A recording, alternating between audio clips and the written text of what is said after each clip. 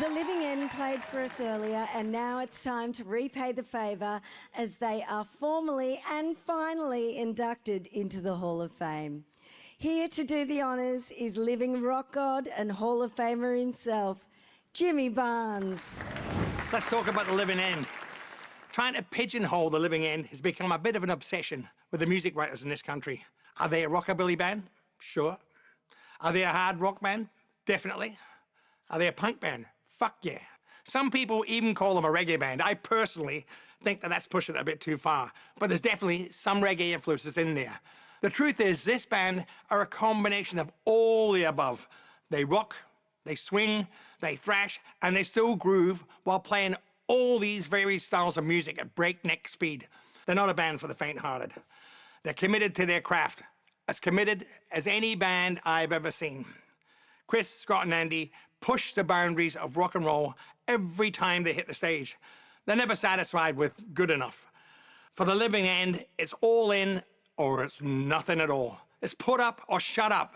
That's what I need to see and I need to hear from the bands that I love, and the Living End stand at the very top of my list of the best bands in the world. I hope they never shut up. I hope they keep playing great music for many years to come, and I personally think the best is still to come from this band who have shown us so much already. They're not stepping quietly into the Hall of Fame, by the way. Let me say, they're kicking the fucking door down, and they're barging straight through it. This is not a sign that they're near the end of their careers, their musical journeys. I think it's just the beginning for them. I, for one, will be lining up to see this magnificent band soar for many years to come. Long live rock and roll. Long live the Living End. 1, 2, 3, 4! They've got the Living End from Melbourne, Australia. I love the Living End. One of the greatest live bands that Australia has ever produced. They're so good live. They are incredible people. Oh, these boys are very popular. The Living End! Hailing from the suburbs of Melbourne, the Living End have been whipping punk rock fans into a frenzy ever since forming in 1994. That's all we wanted. We just wanted people to be like, my God, that was full on. You can't do what we do gently. Our dreams back then were kind of, can we fill the Corner Hotel? Yeah. That was kind of like the pinnacle for a band like us. Long before performing live, Chris Chaney and Scott Owen were two music-loving mates who met when they were just in primary school. Me and Chris would kind of get lumped together in the backyard of one of either ours or one of our sister's friends' houses. We'd just have to keep ourselves occupied. As their friendship grew, so too did their taste in music. We just had an immediate love for like 50s rock and roll and rockabilly. When Chris first showed me the Stray Cats from Maroon High School, that was when I decided that we're going to play in a rockabilly band. It has to be double bass. And with that, the Runaway Boys were formed, who in 1994 evolved into the Living End. By 1997, the band had released their third EP, featuring a rebellious anthem that shot them to fame and would become the highest-selling Australian single of the 90s. The Living End, second solution. Prisoner of Society was the second song on the EP, so we didn't rate it. We couldn't see that, oh, that's obviously the first song. And I don't think it got added to Triple J immediately. I think they ended up having to add it because people were calling in. So that was when I kind of went, oh, all right, so this song it's got an X factor. It makes perfect sense now, but we didn't see it back then. Best group in Australia. And the winner is The Living End. The band earned a reputation for their high-energy live shows that include Scott's acrobatic antics with his double bass. On the bass. Literally, Mr. Scott Owen. We don't come off stage completely ruined. Feel like we failed the mission. We just blow the roof off the joint every time we play to make people go, whoa, look at that. I'm glad that we still kind of have that ethos now. You know, that's still our main thing is being a live band. That's everything to us.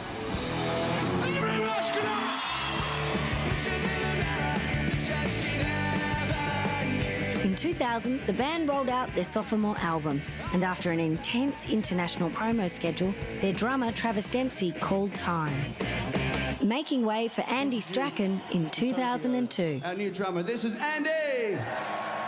who quickly got up to speed with life performing in the living end. If you get through the first song without any hiccups, you go, right, we're on, let's go.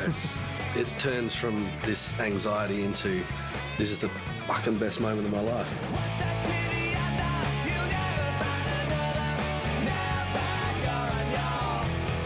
Across their career, there's been big day outs, a performance for the troops in East Timor, a warped gig stateside where the power cut out, and tours with some of the biggest names in the game. Opening up for the Rolling Stones in some enormous stadium in Sydney was a bit of a pinch yourself moment. And the Oils. We got to tour with the Oils overseas, and god damn, that was inspiring. The one that stands out for me was touring with AC/DC. I felt like even at the time, yeah, this is something I can tell the grandkids about. The Living End now have 9 studio albums to their name, but in 2007, Chaney almost pulled the pin. By about album number 5, just felt kind of completely burnt out and over it. But then, you know, after a few months, just missed it and probably realised, you know, how lucky we were to have the career we had. You know, we didn't break up, but we kind of decided that we would make another record, and that record became White Noise. Which was, you know, almost as big as what the first album had been. And the ARIA for Best Rock Album goes to Living End for White Noise. We tried to make the best rock record we could. That was the plan. So thank you for everyone who voted. It could have lasted 6 months, you know. But the fact that here we are all these years later and we have people all over the world that know the band, you know, and there's lots of fuel left in the tank, it's an amazing thing to look back on. One of our favourite bands, one of the best in the goddamn country. One of my favourite bands of all time. We had them on the show more than any other band in the show's history. Rocked so hard in rehearsals, Andy the drummer broke his drumstick. Chris, Scott, Andy, boys, congratulations. They've taken the rockabilly and they've put their own spin on it, made it into their own. We love you. We're so proud of you. I feel honoured to have worked with you and to call you my friends. You're fucking legends. Well done. We love you guys. See you out there. Please welcome to the Hall of Fame our newest inductees, the Living End.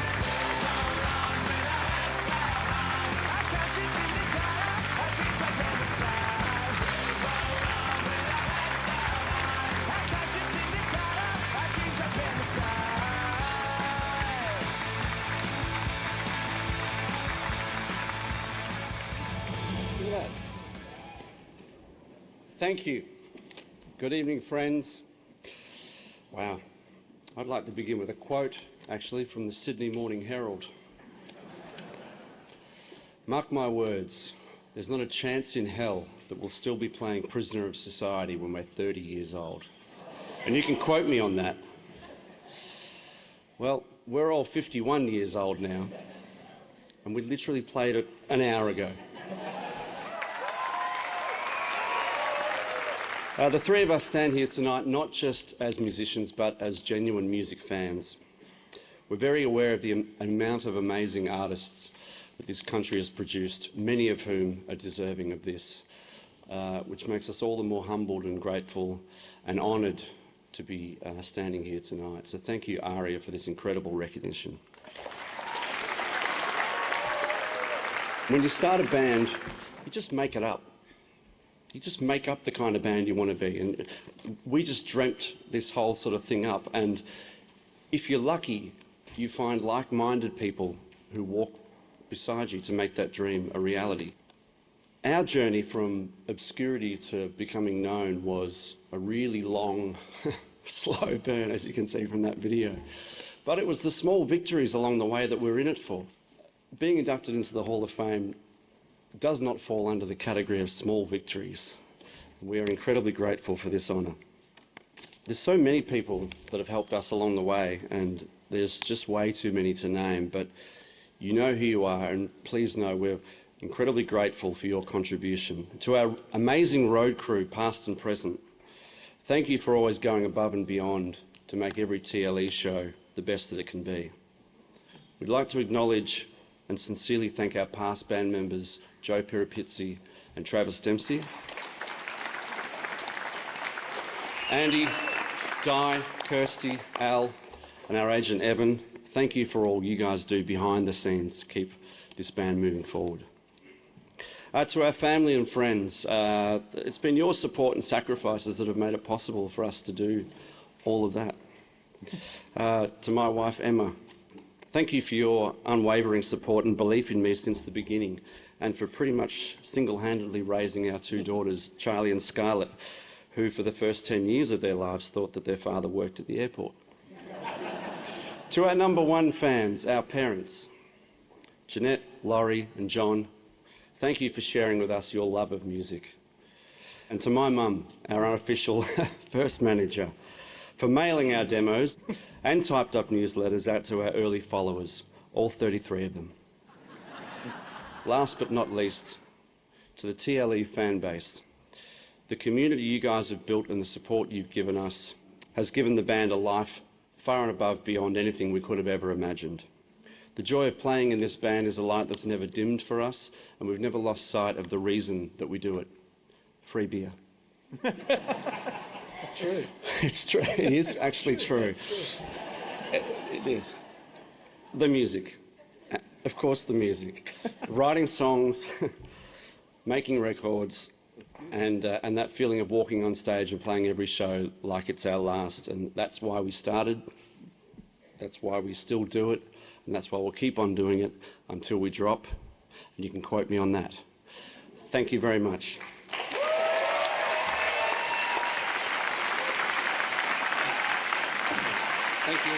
The Living End, everybody.